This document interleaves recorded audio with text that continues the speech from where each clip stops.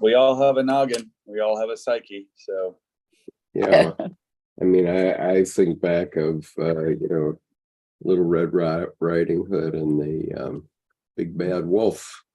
Yeah. And what large teeth you have, Grandma. Yeah.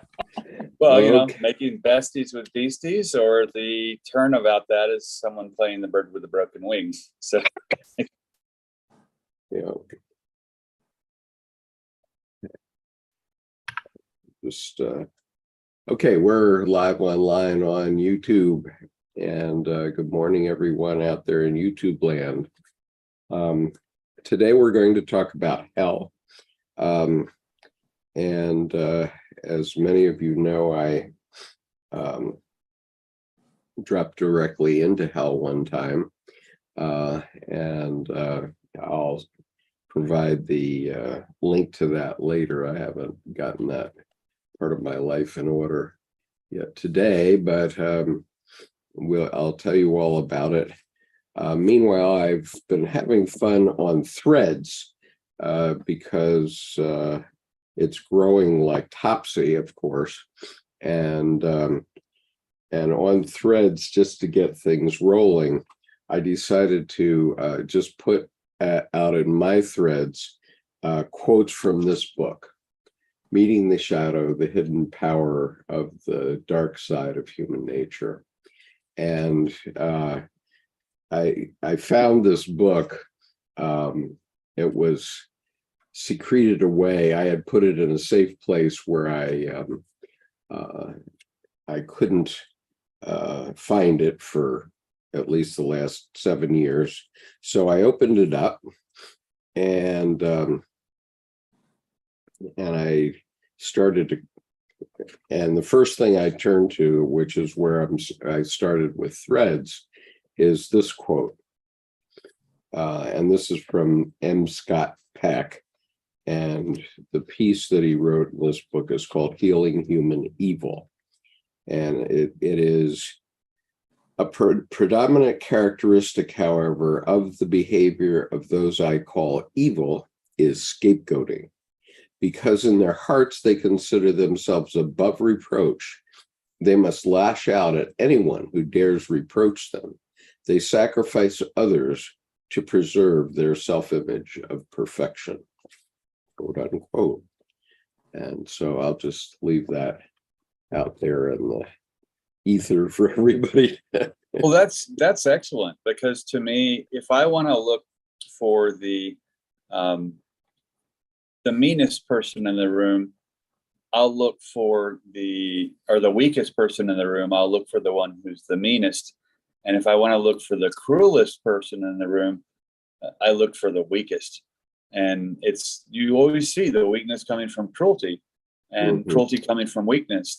Once chicken and the egg in a way, but most people who are love of power, mean, one, usually have not had any, and they're still trying to regain the please listen to me stuff from way back. And so I love that quote about the scapegoating piece. Yeah.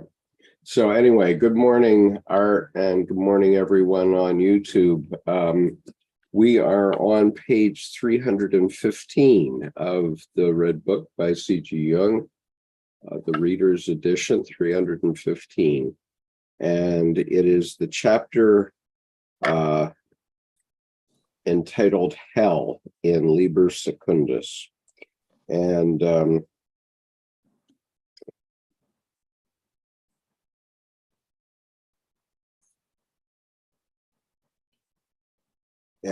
this imagination that he took was on January the 12th, 1914. So again, we are only about 3 weeks into this visioning period that Dr. Jung was having. And I want to emphasize that Dr. Jung was in the middle. He was 38 years old, I believe, and he was in the midst of his midlife crisis. He had built himself up as much as he could. He was a maid psychiatrist, very well respected. He had worked in the asylum in Zurich, the Bergholzli, for a decade. He had finally built his home in Küsnacht in 1909. He built that house, and he was able to do that because he married the third richest woman in Switzerland, whose father he had nursed through his death, who had syphilis. And so Jung was a made man. He already had 2 or 3 children by this time, and he was considered the crown prince of psychology, with Freud as the leader. But then he had broken up with Freud, and he was on his own psychologically, and he didn't know what was going to become of him.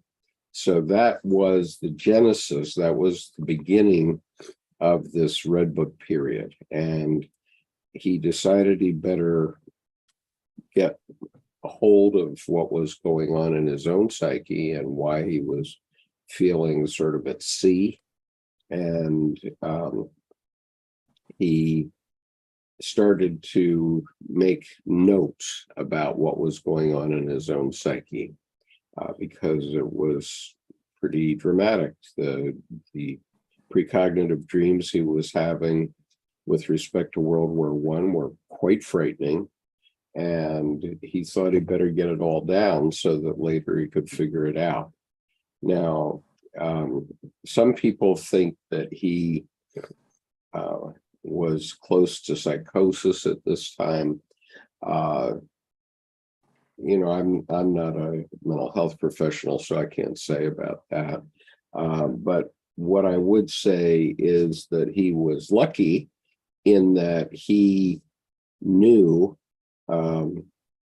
he started to make clinical notes on himself, and he was handling patients throughout this whole period. And in the Red Book, Dr. Shamdasani often takes note of the number of actual patients, other patients that he saw during that particular day. And so he was still living his own life. He had one foot in his regular life with his wife and children, and he had one foot into this visioning period. And it happened, ultimately it happened over a period of 5 years. But the most intense part, which is that much, this much of the Red Book, took place in this 3-week period, which is, this is the amount, which is from Christmas Day, 1913 to now we're on January the 12th, 1914. We still have a ways to go. And then there were some other visions a couple of years later, but these were the primary ones that are in the Red Book. And they became the basis of everything he wrote later on in life. Everything. It's the prima materia of his, or the primary materia of his entire oeuvre is in the Red Book. And actually also in the Black Books, which we're going to take up after we do the Red Book, because they are quite different. And it's quite interesting to do the comparison. The Red Book took him 16 years. He worked on it for 16 years, but all the visions took place within 5. And so the rest of the time, he was just noting it down, noting the things that were in the Black Books down, and making an impressive book out of it, including his paintings and all that stuff. And so anyway, here's his experience with hell. Well, before we start, I'd like to clarify the midlife crisis terminology and the psychosis terminology, because in modern, and Judith may speak to this more, but in the psych profession, oftentimes now, it's not only that we don't have rites of initiation to passage, people try to medicate them out as if, oh my, it's too intense, we have to make that go away. And the ages between 30 and 38 and 42, it's only a midlife crisis if someone does not go through the passage of the rite of initiation of the adult birthing the rest of their life. And what happens is most adolescents have not had the child birth the parent of the adult, become the parent of the adult. And so when it's listed as psychoses, no, that's called maturation. But it's also an intense gauntlet of a passage. And so I think there's a lot psychologically a passage of individuation at a milestone in the moment. And I find that a lot of times people try to diagnose out or medicate out. Analysis is fine, but to try to normalize things, well, normalizing things takes the high and the low out, averages the average, and makes the most boring of the boringest. And so I think between 38 and 42, he did not waste trouble. And the treasure in the trouble was he engaged in this, it terrified him, passage. And even though it was terrifying, this was him living his life. And so to me, what's interesting then at 49, you'll see, in his life, it's his Chiron return. It comes back to that 7-year period. Now that passage is over and he's full boat into the rest of what we'll see, through the volumes in the Mulligan series. So I think it's just important to clarify that midlife crisis is thrown around a lot. And then sometimes psychosis is the icing on the midlife crisis cake. But the reality is it's simply hellishly intense and to be lived through. And having a psych professional helps a lot of people navigate that. And so I think that's important, but I think it's important. I really appreciate the psych professionals who play guide. And, this is natural. You're not the first and the only. This is you actually living your life. It's gonna suck for a while, but guess what? It's your particular kind of version of it sucks. So, and what happens is then you bring back from your unconscious, your new development, and that then births the rest of your life. So I find that I could go into it astrologically at length with Neptune and such, but I won't. But at 42, there's a whole bevy. I mean, most psych professionals, at 42, this is a change in the brain. I mean, it's like at 25, at 42. And what's interesting is it aligns psychologically from the psych profession, astrologically, even numerologically with the numbers of 6, 7s. So, I mean, it's the kind of thing where I think I just wanted to make sure the midlife crisis, not considered, I'm not a psych professional, but not considered a psychosis. It's a rite of initiation leading to the verb of passage to birth the rest of your life. And he did it. And so that's one thing I think that's admirable. A lot of people avoid it. They'll buy a sports car or this or that and think that if I get something that's externalized, somehow this will be self-soothing. But the reality is you need the sports car inside. Yeah. So so with one giant caveat here, which Jordan sort of skipped over, which is that he is not a licensed mental health professional. And so a licensed human being. Jordan is a licensed human being, but not a licensed mental health professional. And I just like to ask Judith and Lynn if they have any comments about this prelude that we've been talking about.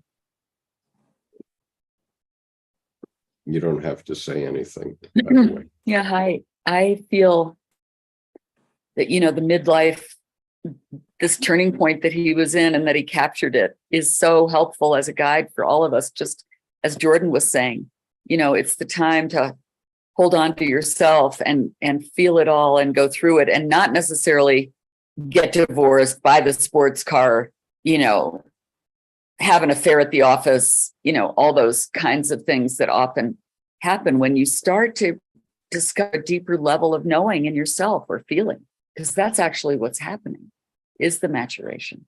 Yeah, and I really wish that we had better education of mental health in our schools, because you're quite right. And I did have a divorce. I did buy a sports car. I did go through a visioning period like Dr. Jung, which took me not 3 weeks, but 8 months I went through. And I had no idea. I still have not ever taken a psychology course. And so to this day, I had to get through this all by myself. I did, I got myself a red Corvette and the whole bit. And I mean, literally. And fortunately, I found my soulmate, who I've been with for 37 years now. And I was with my first wife for 17 years. So I wasn't like a quick hopper, but I did go through that midlife crisis. In a sense, I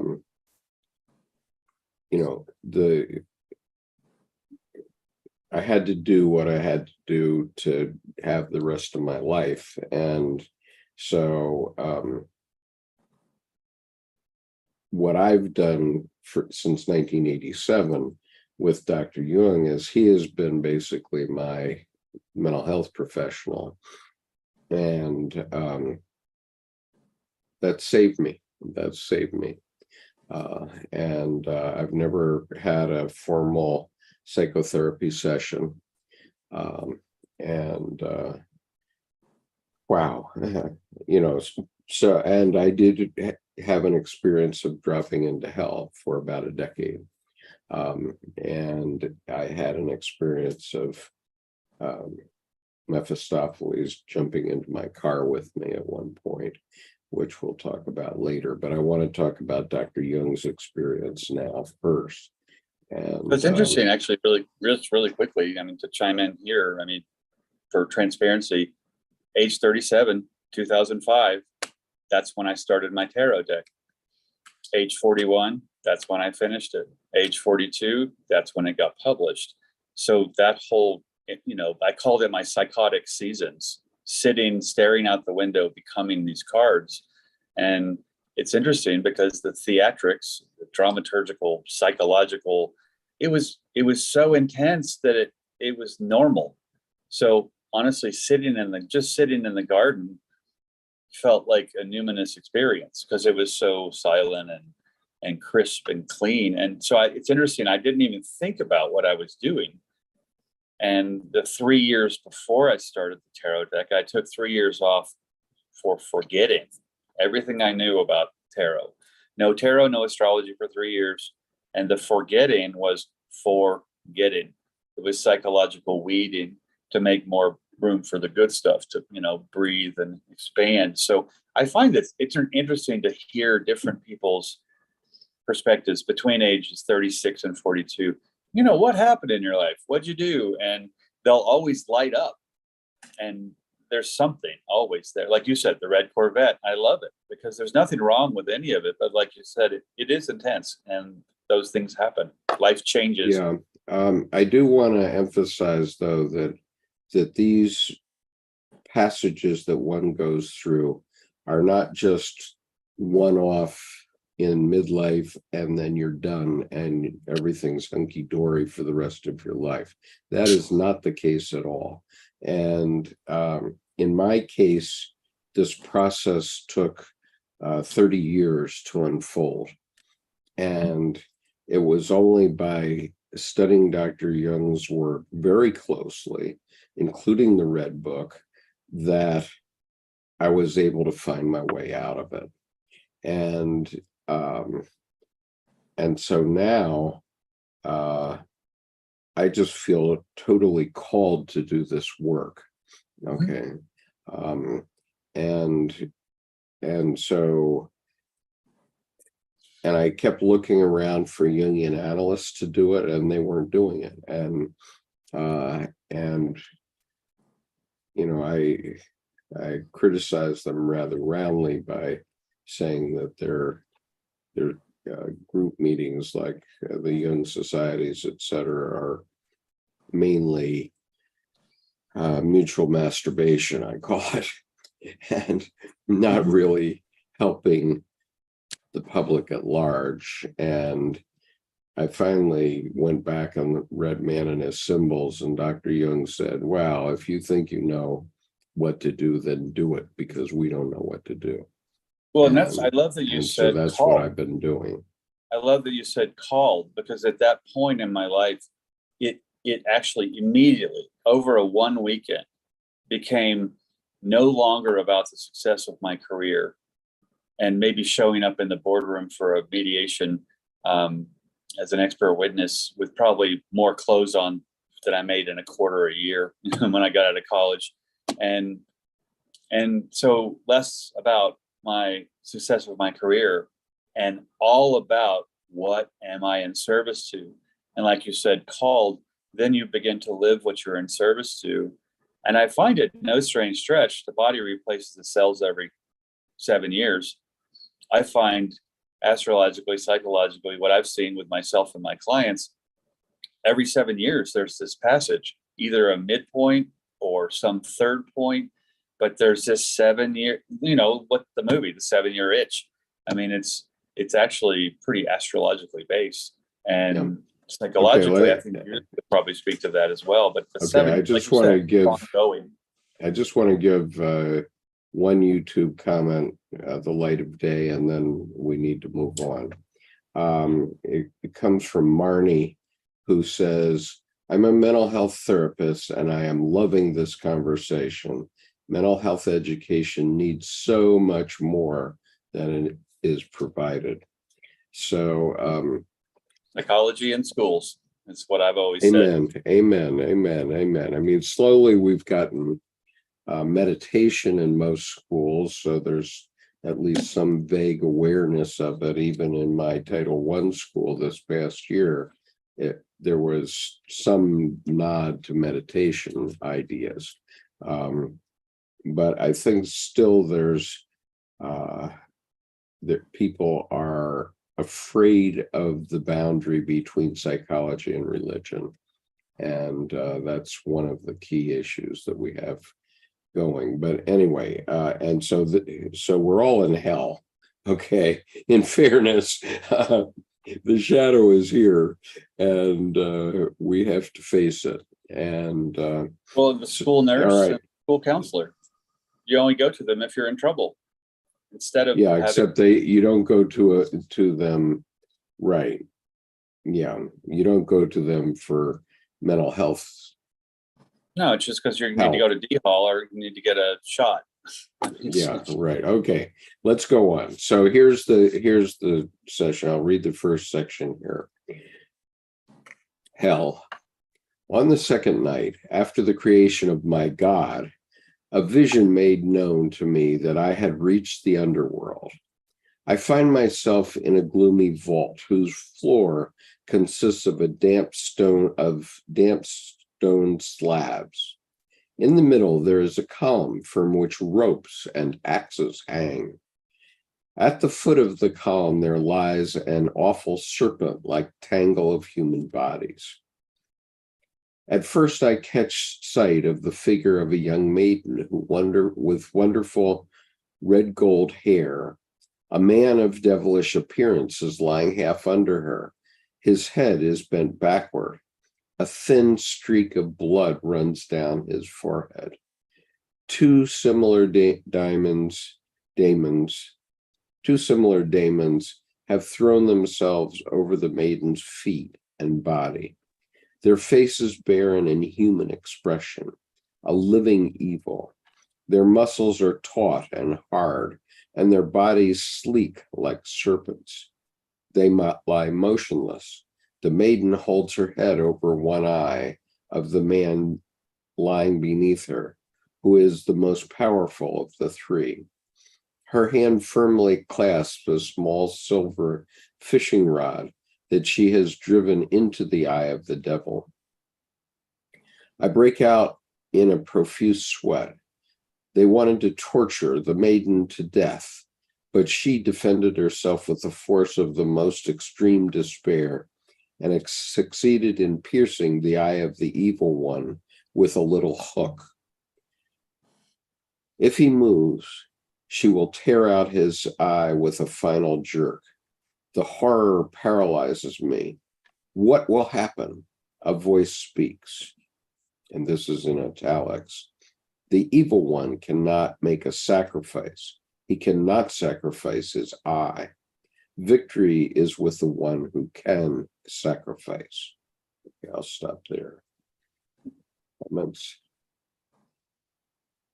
Yeah, it's very human to sacrifice and very archetypally impossible to sacrifice, because there's a purity of an absolute, purity of the natural uncut identity of an archetype, whereas in the human, sacrifices, and that to me gives a nod to the currency of value of the process, and therein lies individuation. So it's interesting because I love that the silver fishing rod, because later, I think it was in, I don't think it was in Ion. I think it was in either alchemical studies, where he says to yank the glowing-eyed fish from the deep.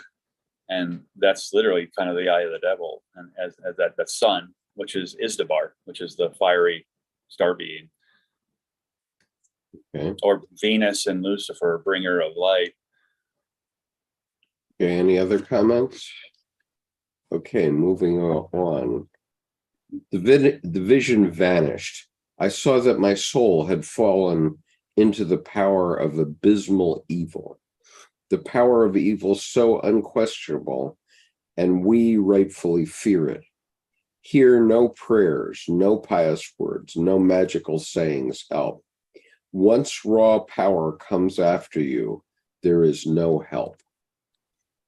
Once evil seizes you without pity, no father, no mother, no right, no wall and tower, no armor and protective power come to your aid. You fall powerless and forlorn into the hand of the superior power of evil. In this battle, you are all alone. Because I wanted to give birth to my God, I also wanted evil. He who wants to create an eternal fullness will also create eternal emptiness. You cannot take one without the other. But if you want to escape evil, you will create no God. Everything that you do is tepid and gray. I wanted my God at any cost. Hence, I also want my evil. If my God were not overpowering, neither would be my evil. But I want my God to be powerful and beyond all measure happy and lustrous. Only in this way do I love my God. And the luster of his beauty will also have me taste the very bottom of hell. My God rose in the eastern sky brighter than the heavenly host and brought about a new day for all the people. This is why I want to go to hell. Would a mother not want to give up her life for her child? How much easier would it be to give up my life if only my God could overcome the torment of the last hour of the night and victoriously break through the red mist of the morning? I do not doubt. I also want evil for the sake of my God. I enter the unequal battle, since it is always unequal and without doubt a lost cause.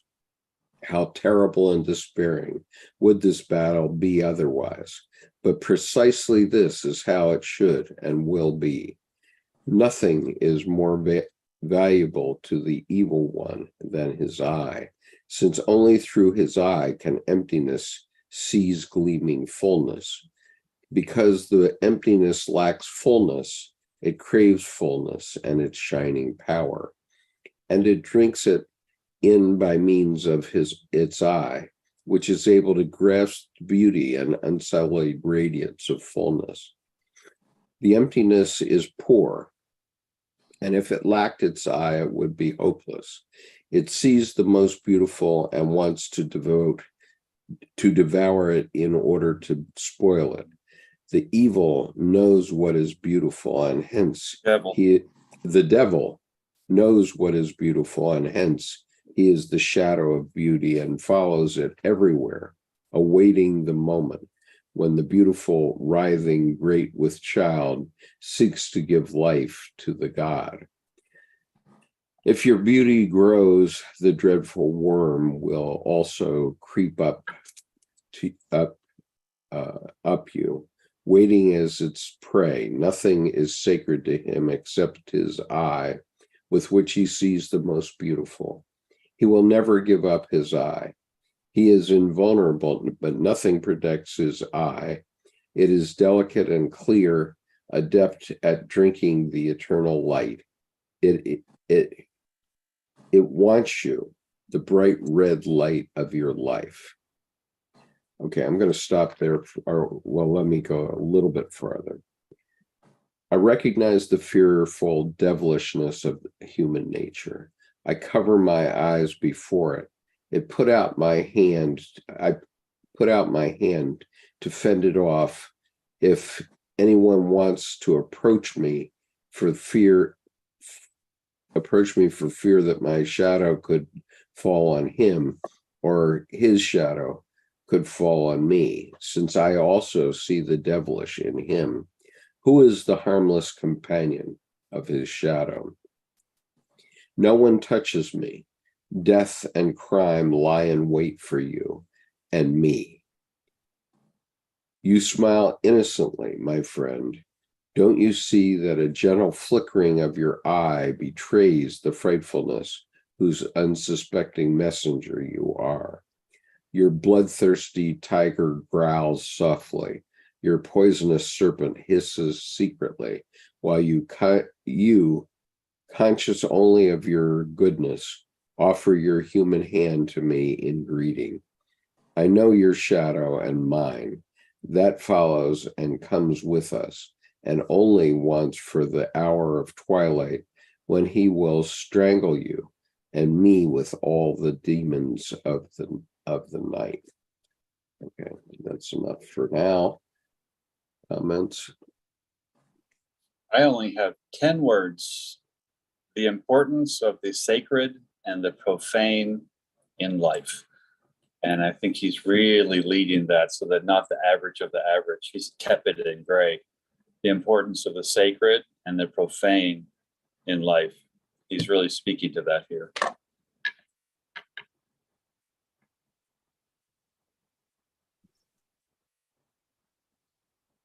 Breathtaking, isn't it? Yeah. Anything else? Okay, moving on. What abyss of blood-dripping history separates you from me? I grasped your hand and looked at you. I lay my head in your lap and felt the living warmth of your body on mine as if it were my own body. And suddenly I felt a smooth cord around my neck, which choked me mercilessly, and a cruel hammer blow struck a nail into my temple. I was dragged by my feet along the pavement, and wild hounds gnawed my body in the lonely night. No one should be astonished that men are so removed from one another that they cannot understand one another, that they wage war and kill one another. One should be much more surprised that men believe they are close, understand one another, and love one another. Two things are yet to be discovered. The first is the infinite gulf that separates us from one another. The second is the bridge that could connect us. Have you considered how much you how much unsuspected animality human company makes possible. Comments? It's striking to me. And a cruel hammer blow struck a nail into my temple. My first thought was, oh, I wonder if it was the right or left side. And then I thought, oh, how too specific. That's not going to give me anything. That nail is the snake egg tooth. And he's cracking his status quo, the temple of everything that came before. And so in this sense, we've been foreshadowed with the egg. And now the cruel hammer blow to the temple, he's suffering the loss of everything up to this point to birth the new. Okay, so now let's try to read this without my Judith, glasses. thoughts?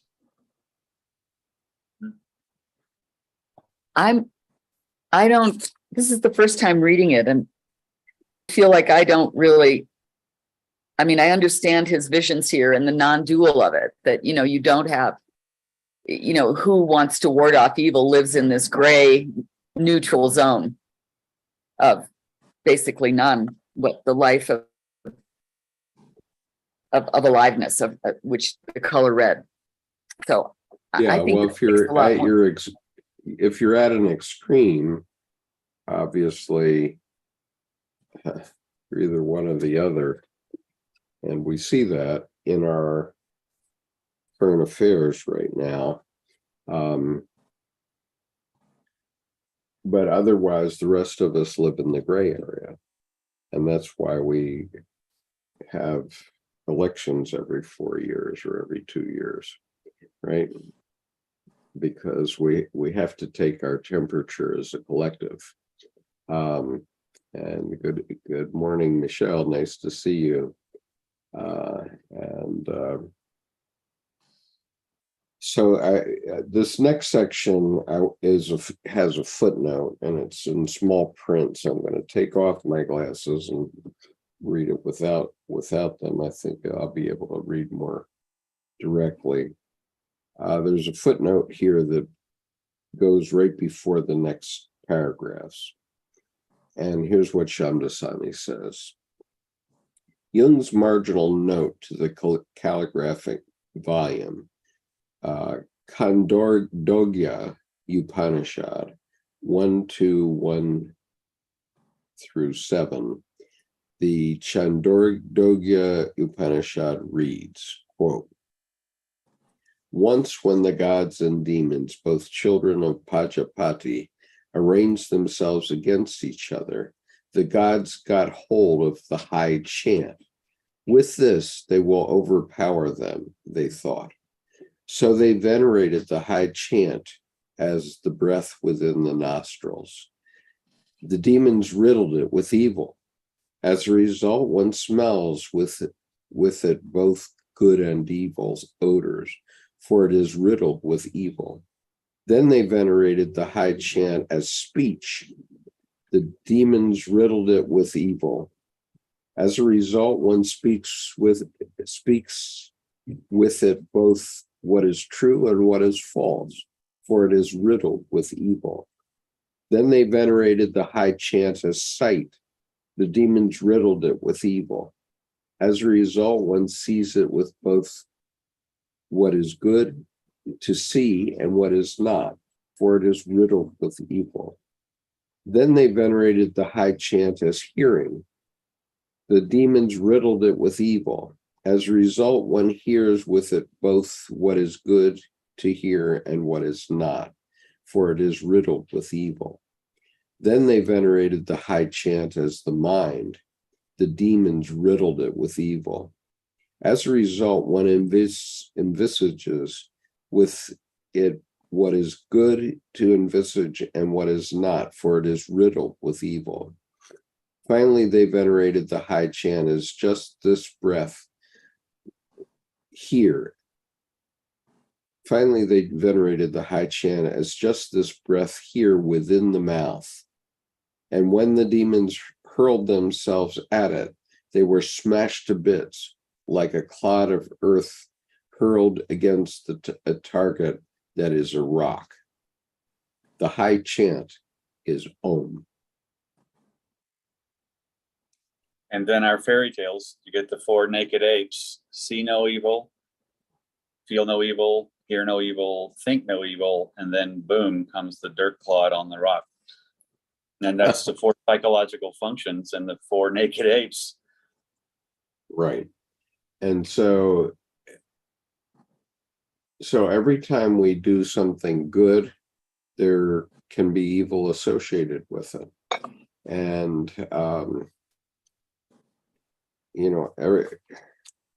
and so this is part of the reason why I gave up trying to make any income from what I'm doing, because I have to withdraw, and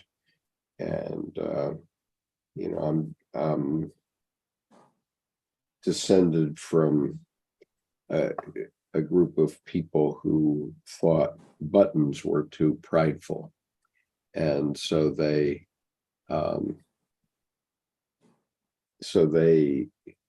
use hooks and eyes on their clothes even to this day. And oh my goodness. Anyway, Michelle, did you want to say something?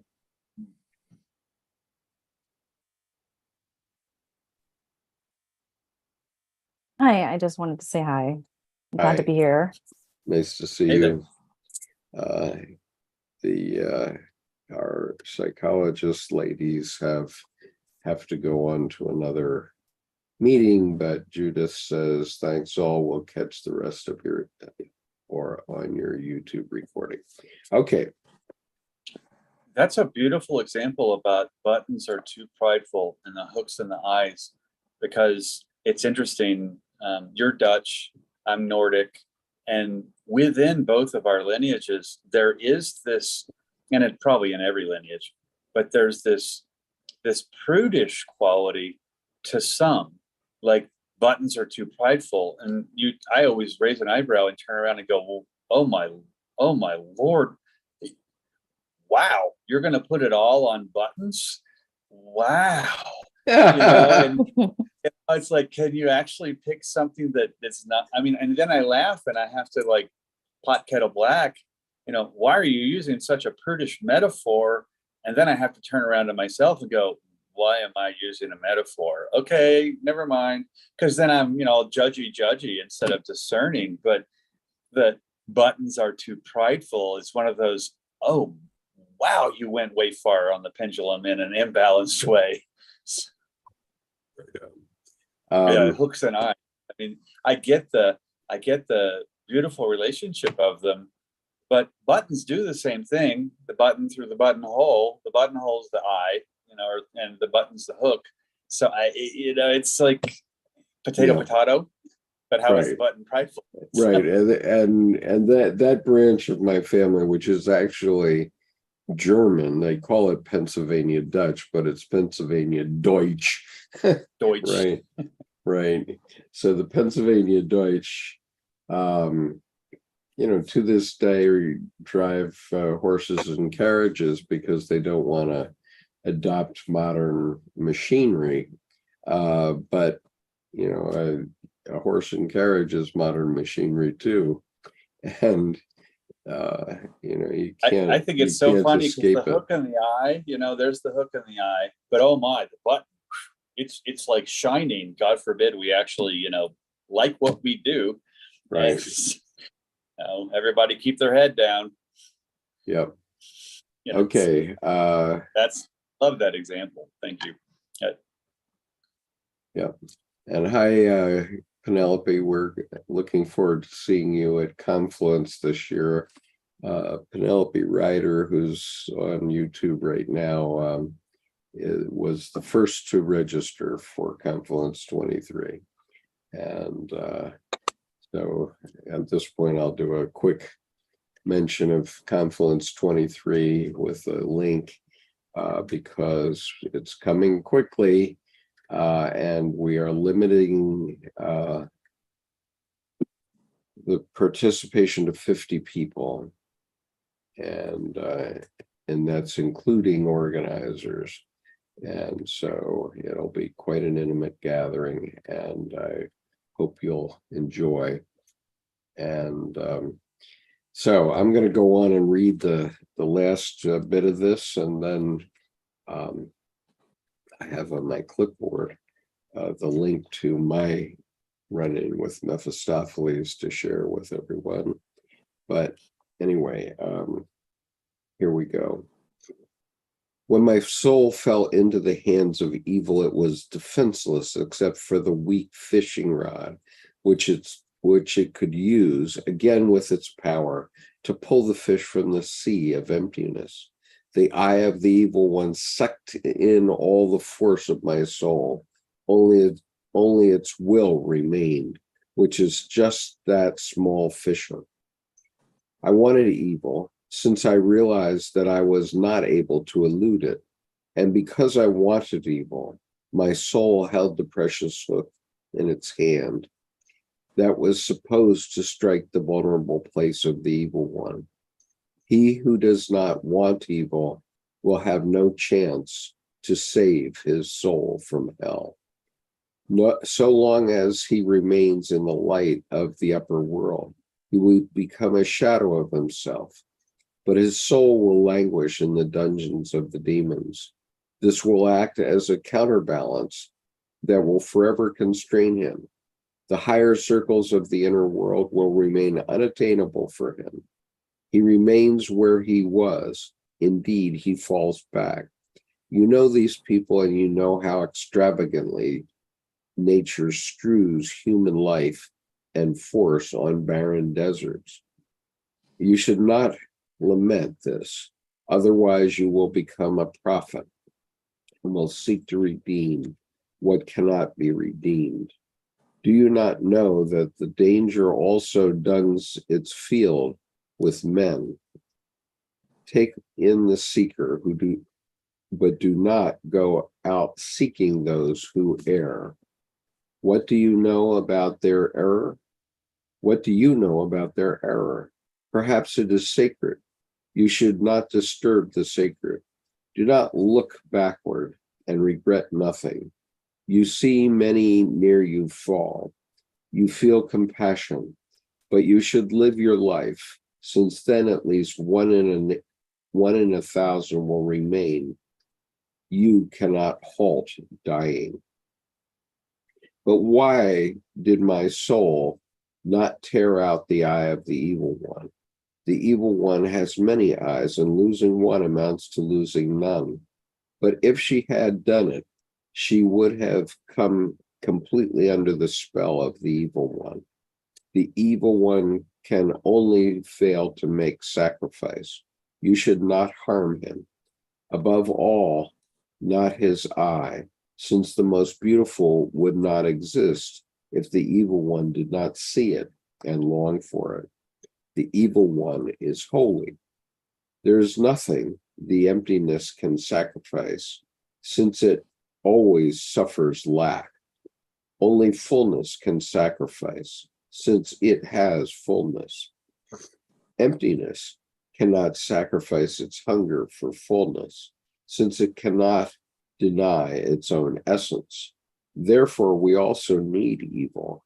But I can sacrifice my will to evil because I previously received fullness. All strength flows back to me again, since the evil one has destroyed the image I had of the formation of the God. But the image of the God's formation in me was not yet destroyed. I dread this destruction, since it is terrible, an unprecedented desecration of temples. Everything in me strives against this abysmal abomination, for I still did not know what it means to give birth to a god. Go ahead and comment. I want to see if I have these. Yeah, going back to the snake Images. tooth and breaking the temple as an egg to birth the god. But it's my concept here is, making besties with beasties. all the monsters of the deep travel freely through all the oceans, which is a metaphor that we all have the same monsters inside. They just present differently based on our life experiences. And what's interesting here is, do not sacrilege that I. That I is a primary, it's like the heart, the DNA, or it's like the middle of the Death Star, don't go kill the Death Star. Kind of thing. And I think what's interesting here is the making besties with beasties, where Jung now is fighting with not winning, but in non-dual, both and incorporating and integrating and living with this other character that is in there. And so I think it's the depth of his soul that is then now filled consciously. So he's aware of that midnight ocean.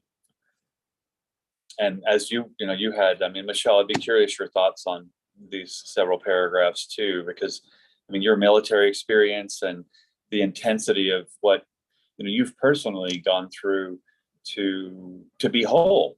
It seems, I know from the little I've heard, you kind of have a metaphor too. Your life speaking to this of, wow, that was terror and I did this. Can you speak to these paragraphs? From your perspective? Oh, well, I'll try to. I'll really try to. I don't know if it'll make any sense.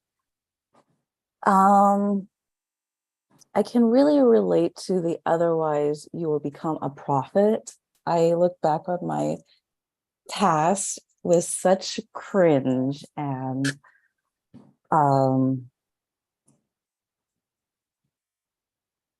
it's like this web I weave around myself, and it's like, I don't know, I just get lost in trying to do something I don't have the power to do.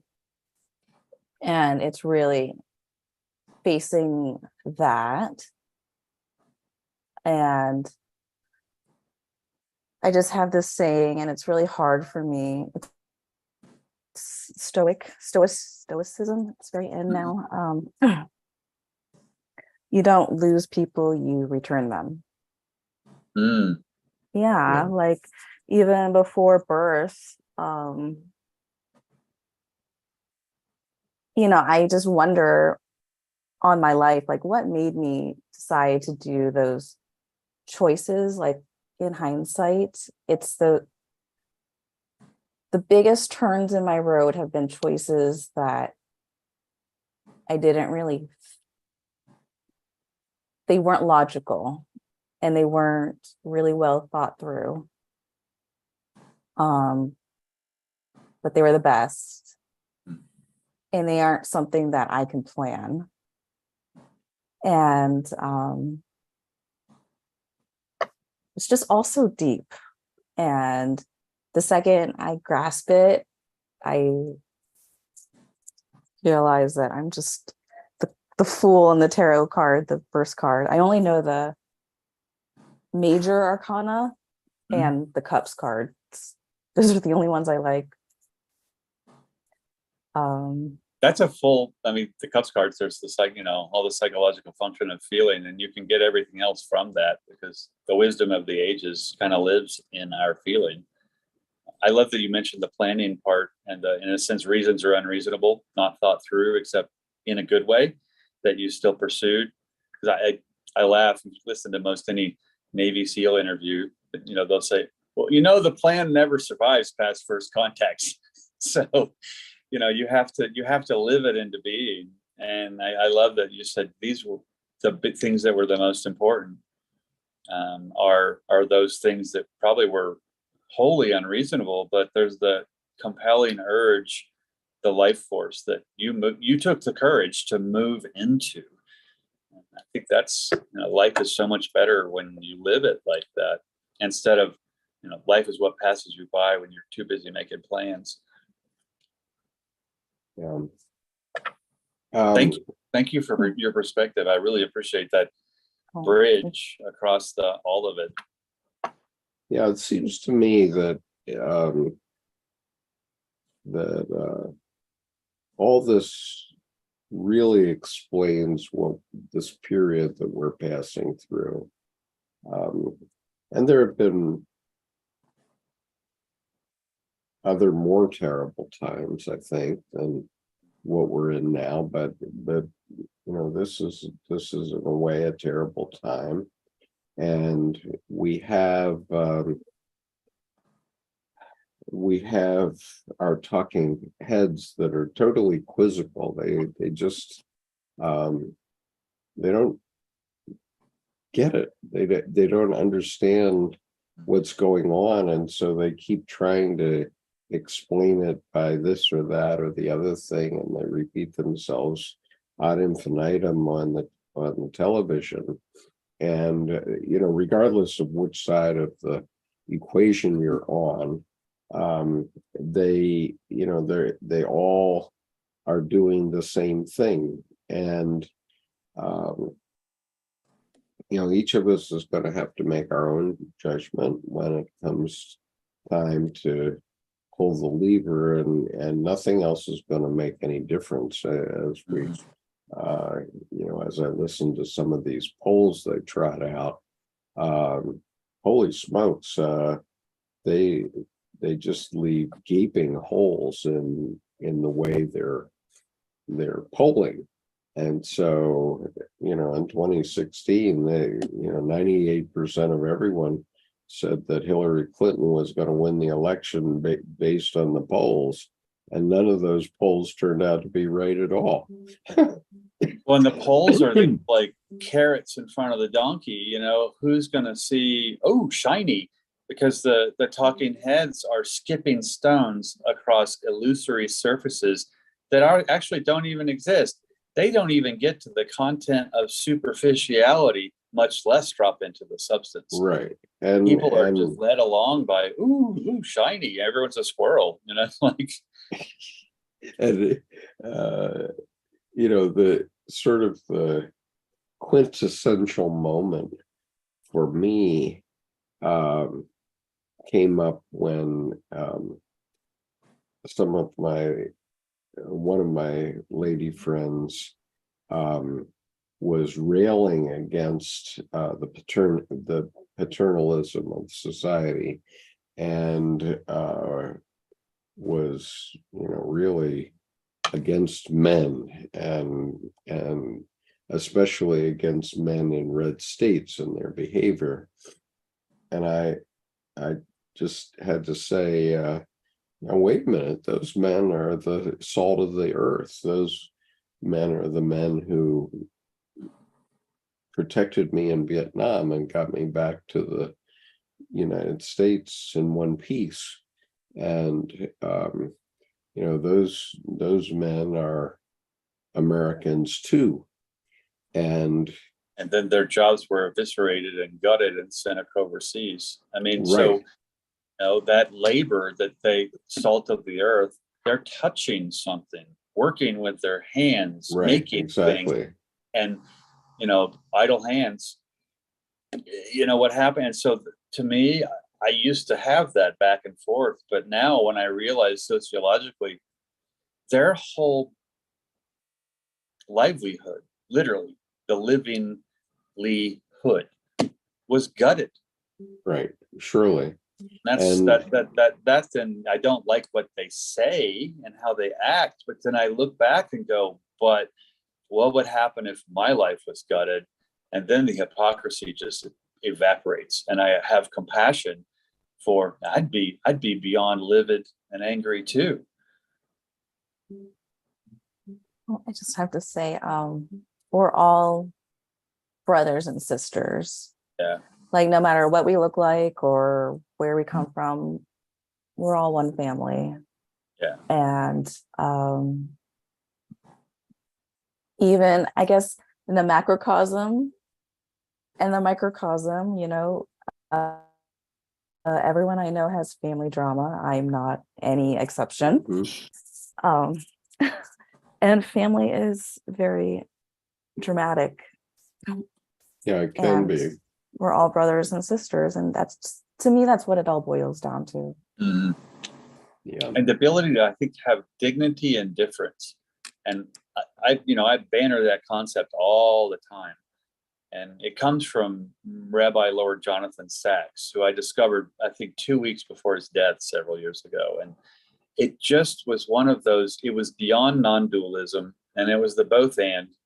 Please don't knock off your cultural edges. Teach me how to live with them and understand how they cut and understand how to walk around and work with them, so that cultural identity is educated, is shared. And then to me, the melting pot idea is a cultural murder, making, mud out of everybody. That's no fun. I mean, so, it may seem easy at first. No, let's just all get along. Yes, let's get along and let's keep our identities present. Like you said, we're all family, and each person plays a different part in said family. Yeah. Together. And Richard says, vanity is the worst monster I've ever met. It must be tamed and brought back to the reset mode.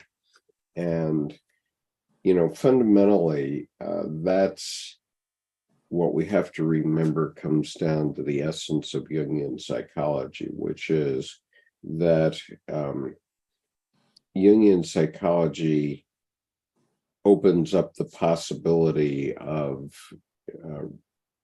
reaching the unconscious and seeing things as they truly are. And I'm not going to say what way is the perfect way or the right way, but it causes all of us to go back to the reset mode.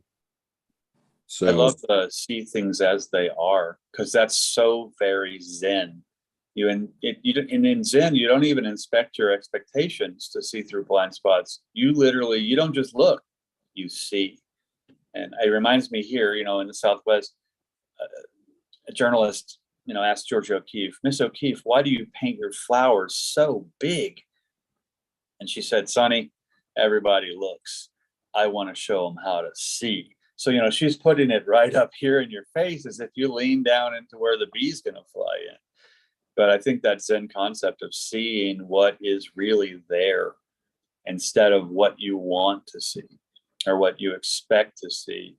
And I think there's the, helpful piece of discernment to navigate more clearly, instead of, it's like, I'm driving. Well, there's a car, plow right through some accident. Well, if you would have seen what's there, you would have slowed down, helped, gone around, whatever. But you start to notice the rocks in the river instead of, oh yeah, it's just happy dappy going down the river. It's like, do you realize there's a waterfall coming up? It's like, right. So I just wanted to say something. Go ahead, Michelle. I don't know anything. I've never studied Zen. And whoa. That's perfect. Stuff. That's actually a perfect Zen statement. That's better than Zen. Oh my God. That's all I have to say. No, I love it. That's in it. That's it right there. So there's a book called Zen to Go, and in it there are various Zen statements to help you get it, and many of them come from conversations between Tom Seaver and Yogi Berra. And Yogi Berra was a perfect Zen teacher. And so one of these statements that I recall is Tom Seaver shouts from the pitcher's mound, "Hey Yogi, what time is it?" And Yogi's answer is, "You mean now?" Yeah. Yeah. Yeah. As Manny says, we are one. Okay. Well, and that reminds me, the Dalai Lama goes to Burger King, and they said, well, what do you have? And he said, make me one with everything.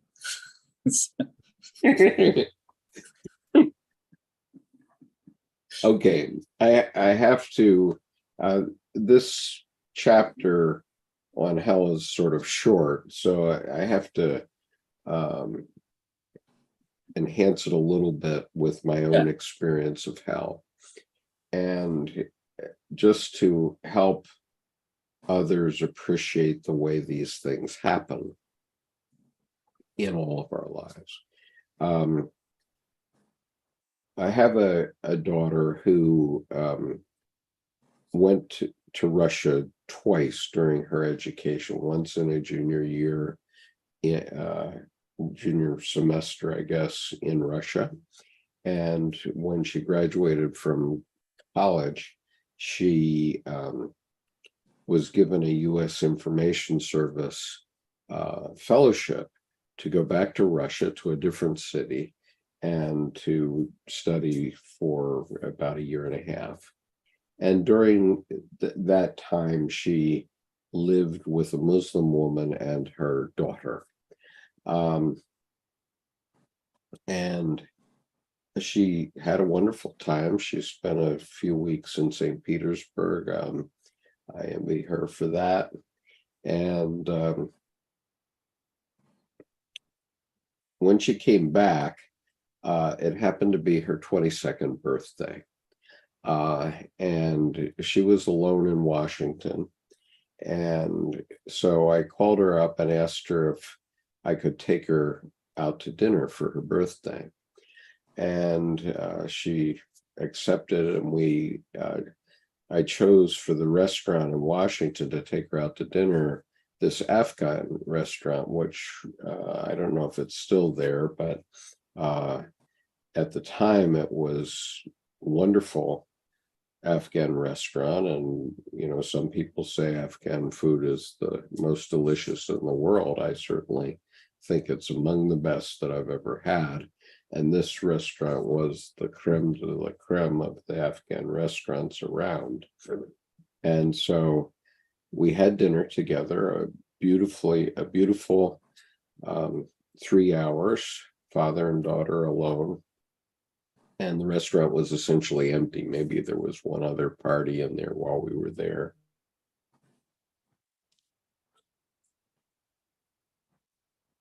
Oh, you froze right there with maybe one other party was there.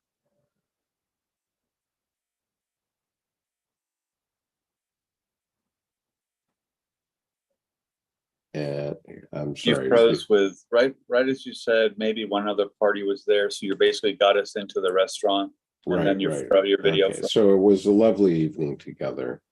And what I didn't know at the time was that she had fallen into a group of Christian missionaries in Kazan, Tatarstan, which was where she was living. And these were American kids who were doing their missionary experience. And so they were fundamentalists. And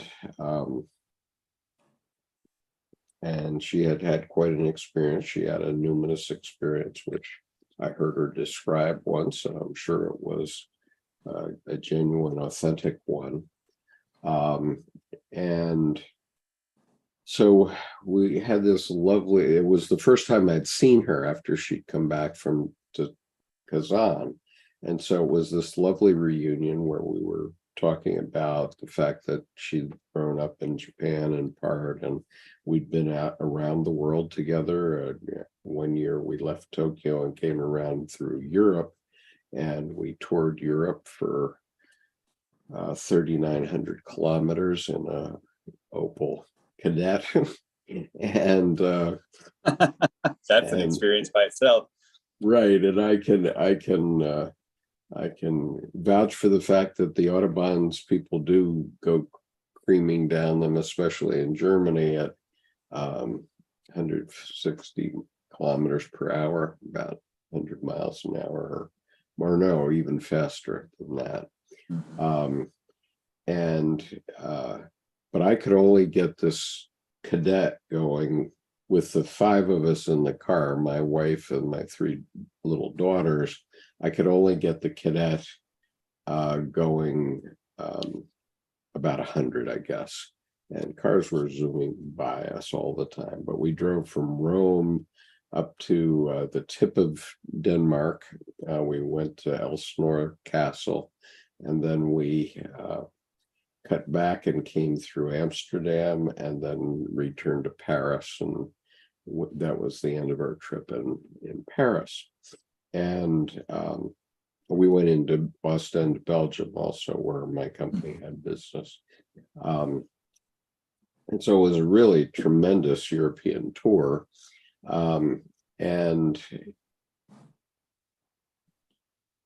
so anyway, on this evening that we had this dinner at the Afghan restaurant, the last thing she says to me as I get in my car is, "Dad, I'm sorry to say this to you, but I think you're going to hell."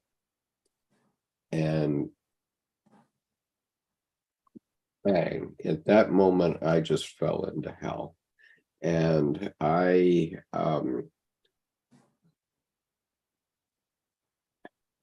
was really angry with Christianity at that time, who teaches a child to say such a thing to a parent. And then she left, and that was the end of the evening. And I've never spoken to her about it. It might be a very sensitive subject for her, because she may have heard about it from her sisters. But driving back across from Washington to Annapolis, where I live, I was about halfway across, and suddenly I had a vision of Mephistopheles plumping down into the seat next to me. And fortunately, I had been studying Jungian psychology for about 10 years at that time. So my instinctual reaction was to say to Mephistopheles, and I also, at some level, knew it was a vision, because the Mephistopheles that was there was the one that I had imagined when I read Faustus.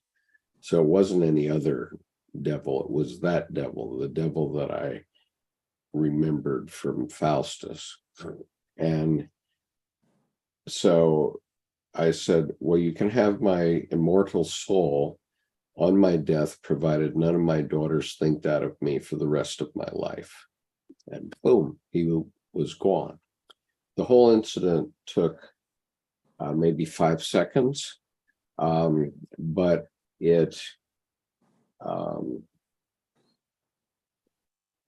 it happened at 65 miles an hour, driving on U.S. 50 across from Washington to Annapolis.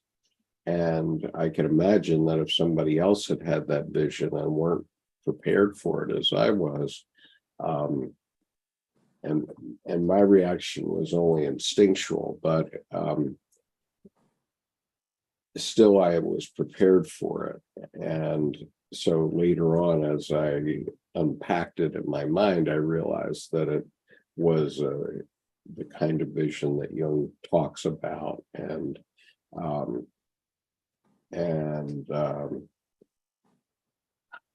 But I, aside from the fact that I had left their mother, I stayed very close to my daughters through all of their growing up years. I did pay for their college.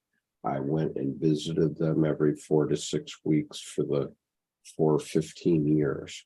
And she has a younger sister, and I stuck with all of them all the way through college, and then they were adult and they started to have their own lives. But I stayed very close to them, and I still am close to my daughters, very close. And also my new wife, Debbie, has been very close to them too. She's treated them like her daughters, and we don't have children of our marriage, so Debbie has always loved them as her daughters. So, but what happened to me psychologically was I really had to do some soul searching about why a daughter of mine would think that I'm going to hell, because I've never behaved in, aside from leaving their mother and obviously having an affair with Debbie, which culminated in our marrying. I always I tried to project being a good father, and I always have since too.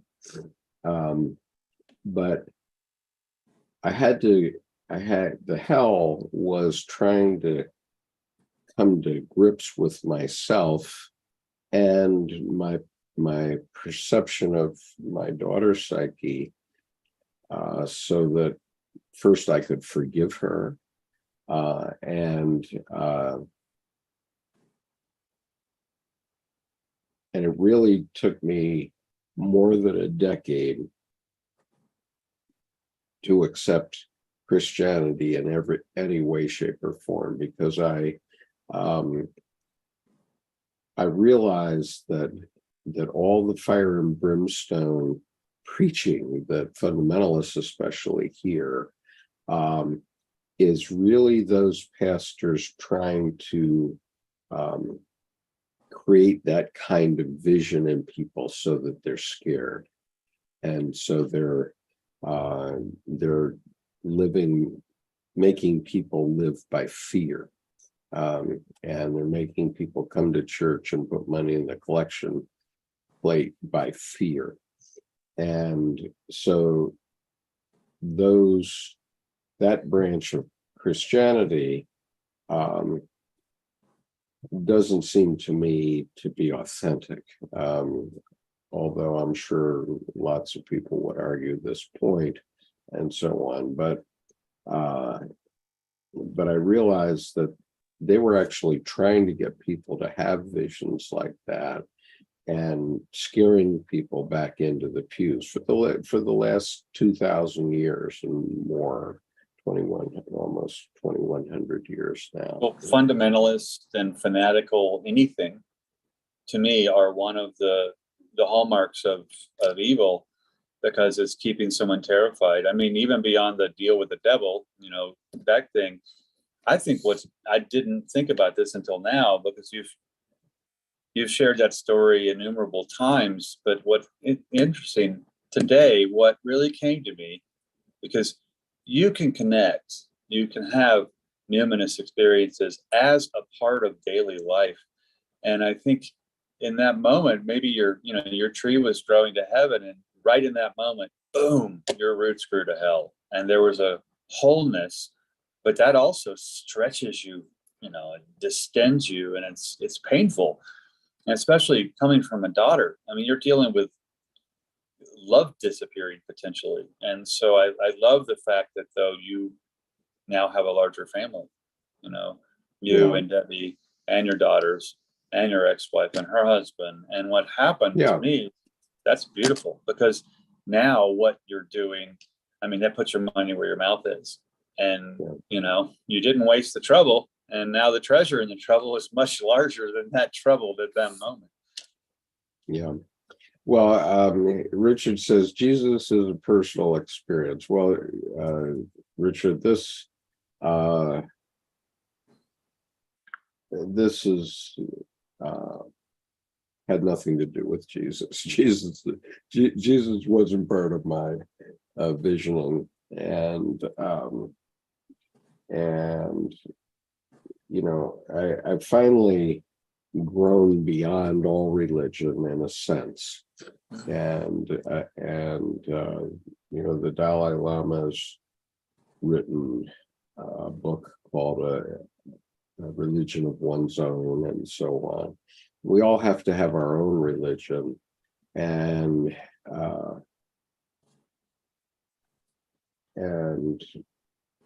it's personal, and no doubt it's very personal, and it works for each individual. And so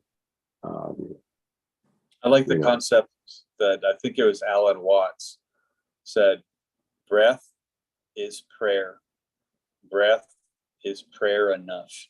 And just in those simple words, there's a life affirming spirituality, a soulful one, where then you're living rather than liturgizing. So I think the liturgy versus the living psyche becomes a liturgy, just ends up being facts and figures. Honestly, all your stats classes with different 18 classes with different titles, that's just liturgy in a way. Right. And so the thing that started to bring me back from hell, and I was really angry with, especially with Christianity, and the way it works for a decade.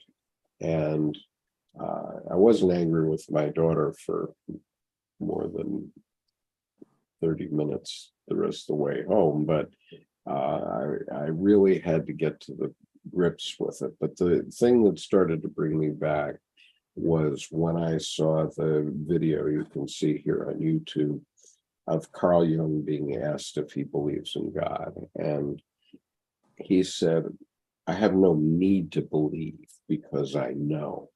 And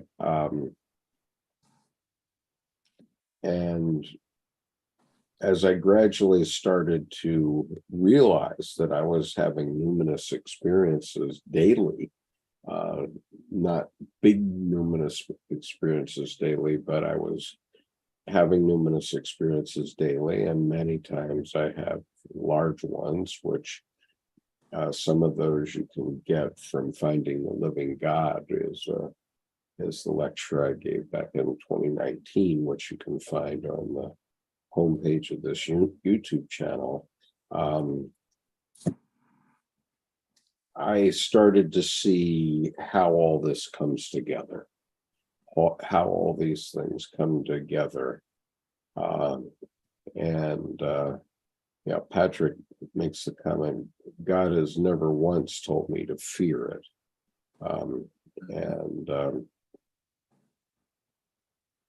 And so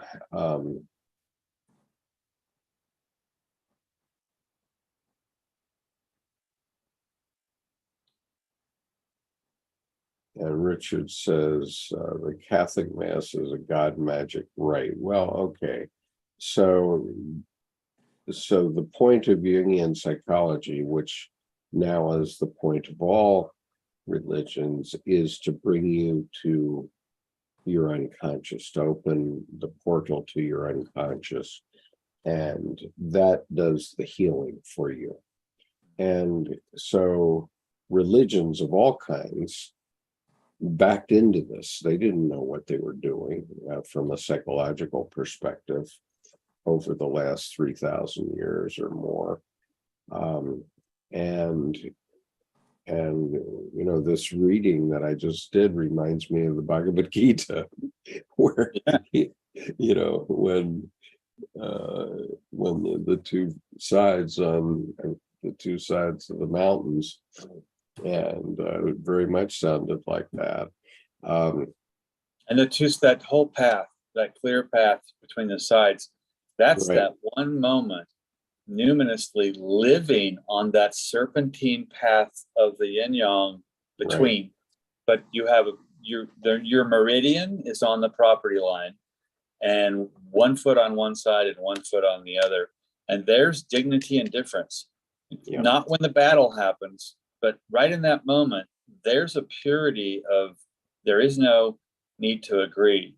This is both coexisting. Right. So Jung said in that 1 minute video, he was asked, do you believe in God? And he says, oh, very complicated, but if I believed, I would have to believe something that somebody told me. Yeah. And I have no need to believe, I know. And when I heard that the first time, my immediate reaction was, I too know. And then what is it that I know? so that started me back on the path of accepting religions, but it took me another decade or so until I started this YouTube channel to really grok what I know. And if you get to the point where then you don't need anything else. You don't need to go to church. I don't remember where I heard it, what volume or interview it was in, but I think Jung once said one of the most beautiful synchronicities is when two people meet and their gods remain anonymous. Yeah. So Marnie says truth does not require religion, and that's absolutely true. And God also doesn't require religion. Yeah. However, religion and ritual are the ways that people, first in a very limited way and then gradually more and more over the ages, the way people describe people that had never had the experience. It's the stories they told to help people understand and to grok it. And so, in an hour, my mother-in-law will be in my living room listening to her church service, which she can no longer attend. She's nearly 93 years old, and it's very difficult for her now to go to the church service, so she is able to watch it on YouTube on my big television screen. And I find that when I'm listening to the liturgy, I find it comforting. It was there in my youth, and I really enjoy parts of it. And because my mother-in-law goes to a Presbyterian church, which was my upbringing, I find, the stories that the preachers tell in the sermons are quite acceptable to me. And I do see why people need it and why people are attracted to it. And there's nothing wrong with following your own practice of whatever it is. And, whether that's doing circumambulations of a stupa or the Kaaba in Mecca, or going to church on Sunday or what have you.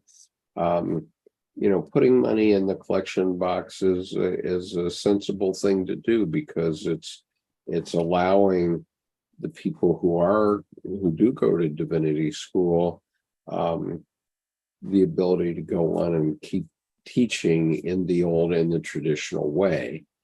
And there are plenty of people that need that. There are plenty of people that can't afford psychotherapy. There are plenty of people that can't even afford a television or a YouTube connection so that they can watch this YouTube channel. And so they need those things. And so they've helped people all over the world, in every flavor of the world, and they should continue, except that we should have to get away from this attitude of all looking away and saying my way is the right way.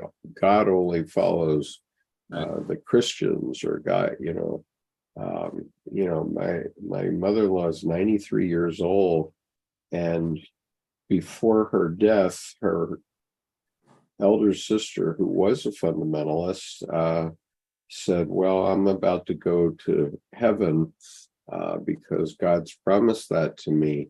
And, I'm sorry you're not going to be there, Geneva, because you haven't followed the faith as I have. And, you don't accept this fundamentalist approach to religion. Competition right to the end. And, You know? and so the point I want to make is that we're all like this in our religions, and we need to be like this. Yeah. And I love that God doesn't need a religion. And ironically, when we face each other and understand each other and understanding what our religions actually do for us, then, it becomes this. Mm-hmm. It's prayer, and it's the way humanity has to go forward. And we have to do it soon because, as the new Oppenheimer film indicates, we've now created ourselves the power to make ourselves extinct. And so the so-called Anthropocene era, which is, when archaeologists who are descended from today's rodents emerge in 100 million years, and they're digging down into the detritus of the earth, they're going to find the Anthropocene era, the era of humans doing what we're doing now, and God knows what they will say, but presumably they will have religions too. So what's funny, what just came to me is, oh, look, even in their fast food restaurants, they were afraid of the inner world. They always had to drive through. They never could go inside. right. Yeah. And Jung said, "I'm so glad I'm Carl Jung, so I don't have to be a Jungian." Right. And Penelope says, people are comical. I am cracking up.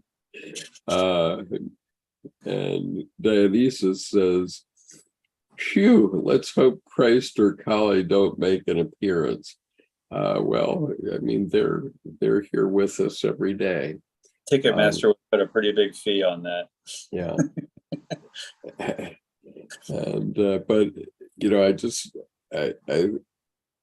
just think this connection Barbieheimer, where people are going to see the double feature. Some of the critics have said, well, they're both talking about the same thing, which is the Anthropocene era. They are. It's so funny too, because actually astrologically, Barbie the movie is coming out under the same or similar astrological events as when Barbie originated. So I mean, even this cycle of return, the Barbieheimer, that's both and pink versus nuclear. It's like, So Richard puts a good question here, which needs to be addressed, and that is, Jung never drew any comparison to the Book of Revelation? ? Okay, and fair enough, because he certainly did, and he certainly did further in the Red Book, and he certainly did talk about it in depth in some of his other works, like Ion and Mysterium Conjunctionis. You can find lots of references to Revelation in the collected works. And so, this is what we're working on now. The Red Book is simply the, sort of the starting gun of his writing career. And here's a man who wrote collected works of 20 volumes. And actually, it's 18 volumes, because one volume is index and one volume is bibliography. But this was a scholar who did his research in a very scholarly way over decades, more than 4 decades of writing, 5 decades from the time that this happened. And Jung did not consider the Red Book as part of his collected works, and it's not in the collected works. And how that's going to be presented in the future, I don't know, because obviously it is a collected work, and obviously it is a place where we're now putting more focus than before. There was a time when even Mary Stein, who was the co-editor and finally the editor of this set, Jung's Red Book for Our Time. But there are videos of Mary Stein saying, "Oh, why do we have to talk about the Red Book anymore? Haven't we done that?" Because at that time the analyst community was just regarding it as Jung's midlife crisis, and they didn't think it needed to be made public. And even Jung himself was, had mixed emotions about that. But And I love ultimately, that they dispensed with it as a midlife crisis, pawn it off as, oh, that's stupid, basically. That Right. really indicates the silo is then hollowed out, and not like a shamanic ritual hollowed out. And right, it's interesting because the whole Jung saying we don't move between right and wrong. We move between sense and nonsense. And what Right. I love is he took the de rigueur, the discipline of his medical practice, that scientific eye, into the nonsense, except that the nonsense wasn't nonsense. It was the unconscious and the numinous and these things where reasons are unreasonable, like dreams, they simply occur. And he was courageous enough to document that. Yeah. So instead of, oh, but what does that mean? That's not going to put a 200-hour cert for trauma on my wall in a frame. It's he lived and he documented living, as it were, but the internal living. And I think that with the analyst community then being almost Freudian to try to dismiss it, Yeah. And it's interesting. It was a non-Jungian analyst, Thomas Arst, who met with Mary Stein in 2018, and he convinced Murray to do this series. And so you see in the editors, there's Murray Stein and Thomas Arst. And Thomas had become my friend because I have always worried about the collective. And why didn't Jung talk more about the collective? And so Thomas and I had a lot of conversations on this over a period of several years. And as you know, I've read Thomas's article that's in Jung's Red Book for Our Time into the YouTube channel. I urge you to listen to it. It's in 2 parts. But it's only now that the Jungian community, the Jungian analyst community, is recognizing that they have missed the collective part of this. Okay. Mm-hmm. And we're seeing the need for the collective part in our politics and our current affairs right now. We're absolutely seeing it. And Stephen Eisenstadt, who was the founder and chancellor, I think he's maybe still chancellor of Pacifica Graduate Institute, which makes Jungian analysts. In his article, he wrote 2 articles, one in volume 3, but in volume 5, he wrote an article, and he says, is there some way of manifesting a collective Red Book for our times? And then separately, he had said, Just a moment to find the, oh. Earlier in the same article, he had said, genocide is present again, and I am feeling, despite myself, the need to respond. But how and with what? So that's on page 58 of volume 5 of the Red Book for Our Times, his article about the need to focus more on the collective, but the Jungian community has failed to do that up until now. He's now realizing that lack. When I And to clarify, Eisenstadt. let me just finish my, Go ahead. just want to finish my sentence. The point is that that's what we're doing at Confluence 23. We are opening the collective for visibility so we can see it. And it's what we're going to do is create a snapshot of the collective of this group of 50 people, so that everybody can see it. And everybody that attends can see it.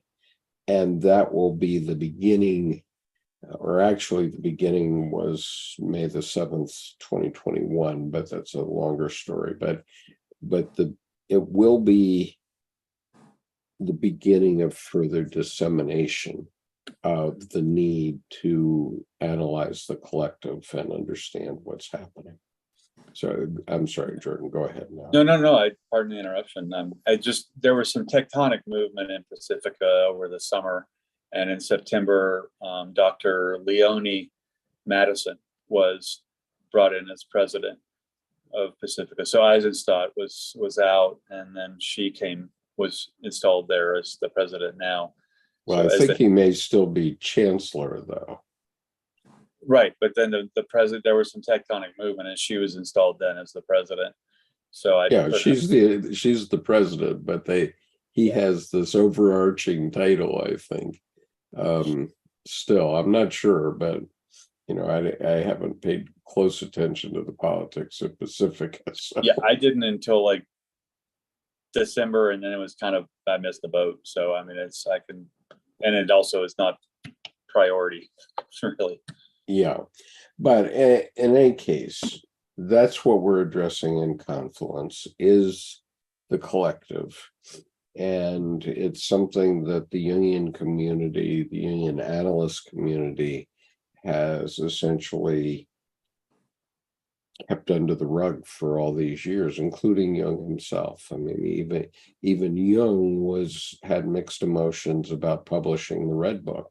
He said, who would understand it? There are not enough people who would understand it. I think I understand it now.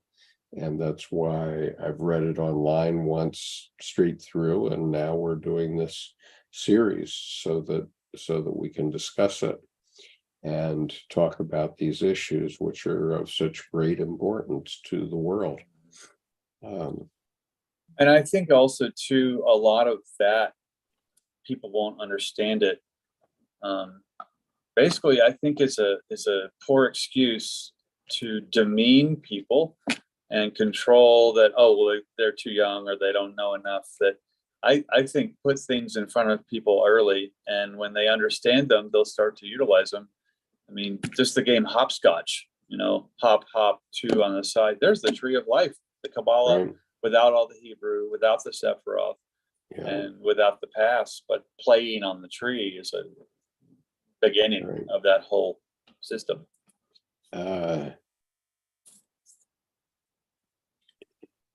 So Richard says, there comes a point when a person has to admit to themselves that God does exist and there is a heaven and a hell. And I would say, and Dionysus says, perhaps you do understand Jung doesn't share this view. And actually, I think Jung would share the view in part, but actually there's not one there are, what, 8 billion of them I was going to say, yeah, right because now on the there planet comes a living. time when, there comes a time when it's not either or, and you don't have to do anything I say or anything I feel. And there comes a time to grow up and be an adult instead of looking to this externalized version of divinity, and have the living God, as you have in the video, inside that connects outside and can be anonymous and neat, just like that Bhagavad Gita, scene. Right. Right. And coming time to emit, I think that's applying a science. We have to have something after the equal sign, instead of allowing the dynamics of the whole calculus, of the whole equation to operate at one time. Instead of having an answer, we can live. yeah. So Richard says, ultimately, what was Jung's belief on God, I guess. And I would say, Richard, I would have no clue any more than I would have the clue of what your belief in God and what Jesus means to you. I understand that you're a devout Christian and that you feel that Christianity has been an important thing in your life, and surely it has been for billions of people over millennia. And so I wouldn't argue with that for a moment. But you could write 20 volumes about your belief, and it wouldn't necessarily comport with Jung's or mine or any of the theologians. And so I would say that it is what it is to you. And Michelle, you came alive here to say I something. did come alive. For some reason this past week, this random event has been running through my mind, and I was just like, that happened so long ago. Why is it coming to my mind? But I'm just going to put it out here on the internet. Because my sisters and I live in a very Asian household, and there is conflict in an Asian household, like full-on conflict. We'll just say conflict. But for the greater good. And I once met this guy online called, I'll just name drop it, Michael Tessarian. And this was a long time ago. He's had hair back then. And I don't even know how young I was.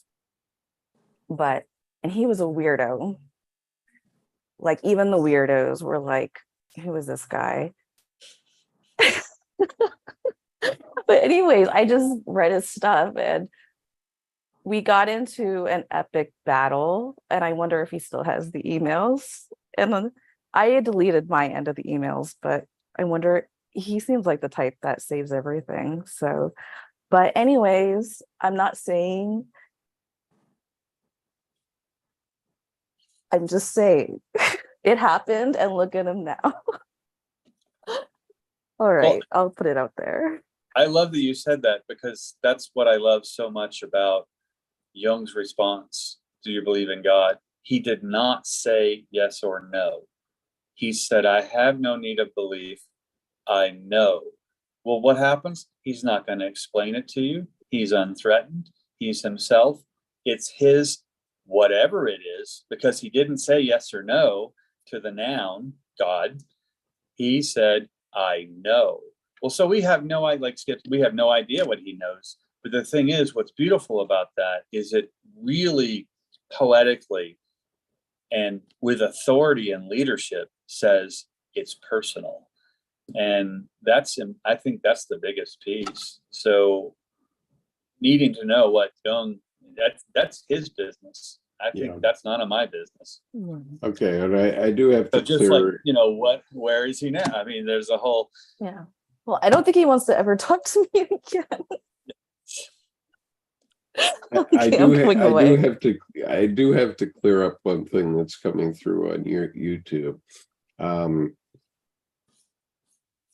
Where Dionysus says, Richard, there's a vid that looks into Jung's God on YouTube. It alludes to Abraxas, if I recall properly. And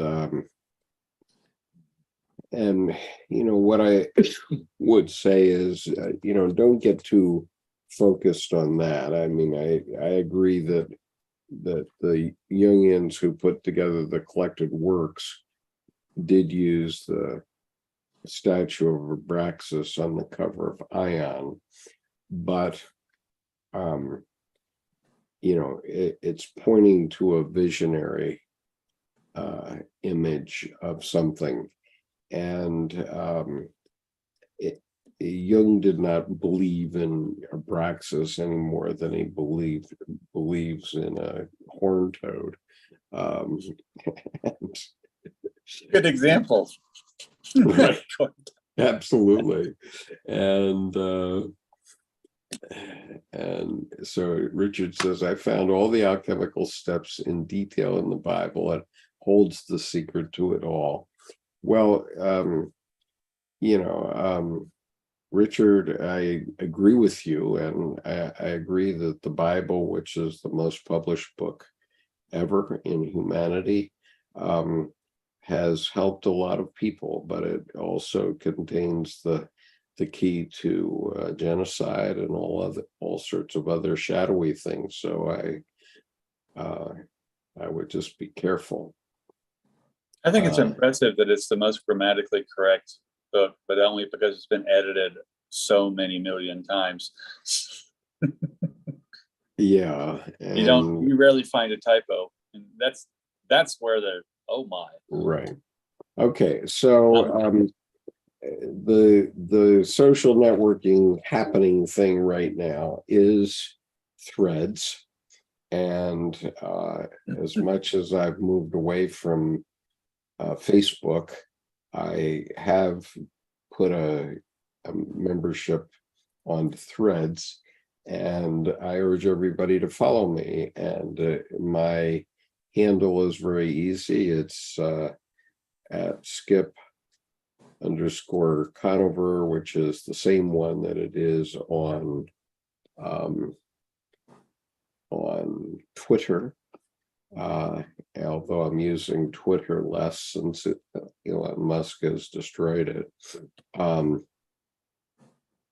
And for my practice on Threads right now, as I said earlier in the show, I've been taking from this book, which is a collection of essays on the shadow, meeting the shadow, the hidden power of the dark side of human nature.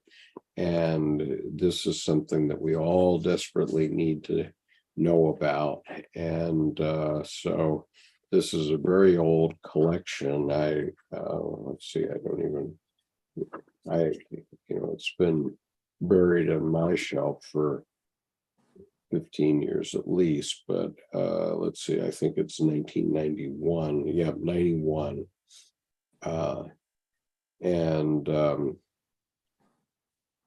And it's a collection of people's comments.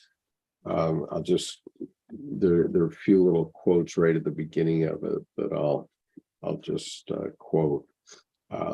One is, the evil of our time is the loss of consciousness of evil, and that's Krishnamurti.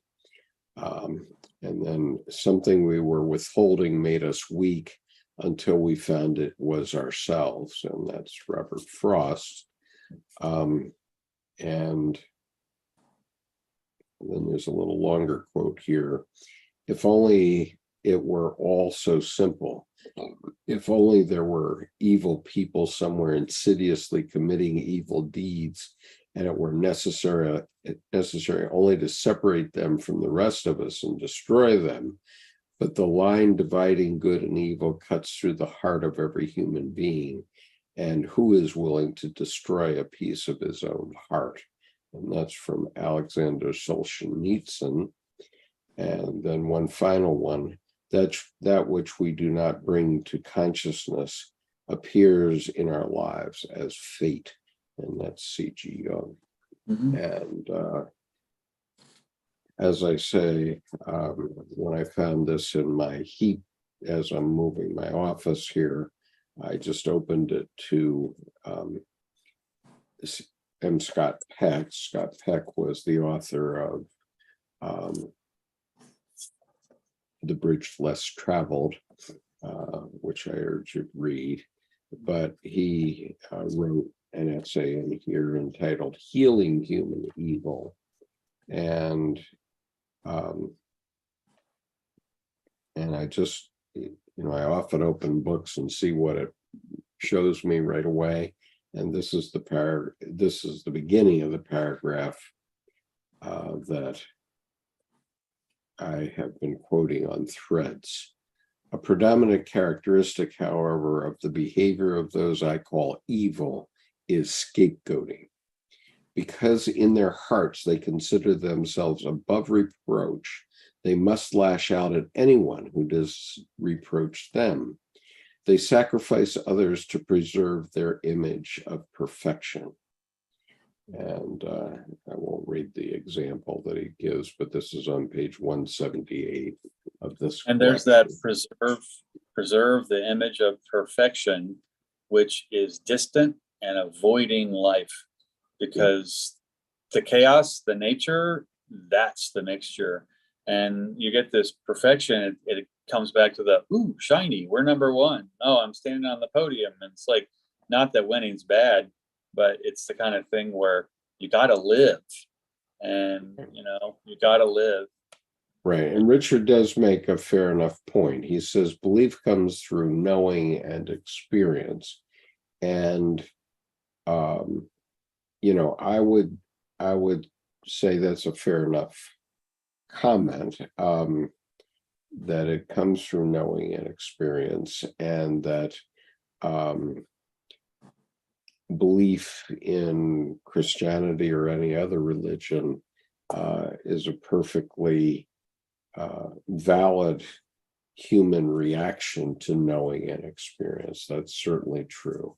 And so I don't dispute your point in any way.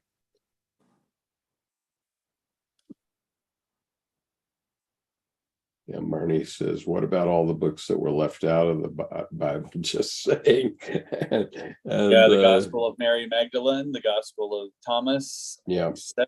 And because basically self-knowledge, gnosis, really bad for marketing for the ecclesiastical structure. I would say that's an earlier form of voter repression. And the only voters at the time were members of the patriarchy. And then the first big expats, the Essenes, let's just leave. I'm